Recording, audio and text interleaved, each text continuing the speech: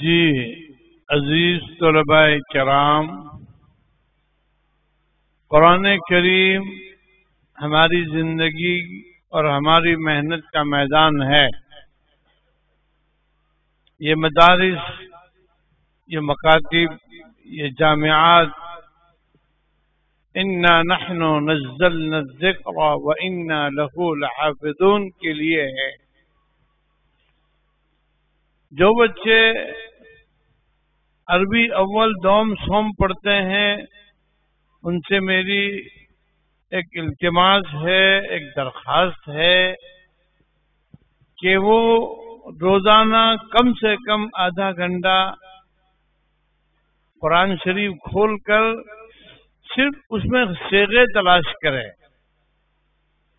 کہ صیغہ ماضی مذکر ہے، صیغے مضارع ہیں، اور صیغوں کے اندر میں بھی کون سا ہے، واحد مذکر، تثنیہ مذکر، جمع مذکر، واحد مؤنث، تثنیہ مؤنث، جمع مؤنث، واحد۔ تو اس طریقے سے آپ اگر قرآن کو تفتیش میں قرآن صرف نحو کو وابستہ کریں گے، دو دو تین تین آدمی کی جوڑی بن کر چلو اپنے آدھا گھنٹہ ہے چھٹی کو، آدھا گھنٹہ ہے باقی ہے، چلو اپنے کچھ قرآن کے صیغے، تو وہ صیغے جو آپ نے قرآن میں تلاش کیے ہیں زندگی پر اس کا ترجمہ نہیں بھولیں گے اور زندگی پر اس کی آیات بھی نہیں بھولیں گے۔ بہرحال ہمارا مقصد ہی مدارس میں آنے کا کتاب اللہ اور سنت رسول صلی اللہ علیہ وسلم ہے، باقی جتنے علوم ہیں وہ ان کے غلام ہیں۔ اصل علوم قرآن اور حدیث ہے،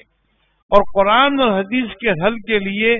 علم صرف، علم نحو، علم معنی، علم بلاغت، علم فلسفہ، علم منطق، اصول سازی اور نور الانوار، یہ ساری کتابیں جو ہیں یہ کتاب اللہ اور سنت رسول صلی اللہ علیہ وسلم کے سمجھنے کے لیے ہیں۔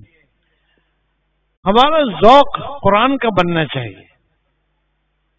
جب طالب علم کا ذوق قرآن کا بنے گا، وہ جب جہاں جائے گا چمکے گا، وہ جہاں جائے گا قرآن پڑھے گا، وہ نماز پڑھنے میں ڈرے گا بھی نہیں، وہ نماز کے لیے کوئی کہے گا تو پیچھے بھی نہیں ہٹے گا۔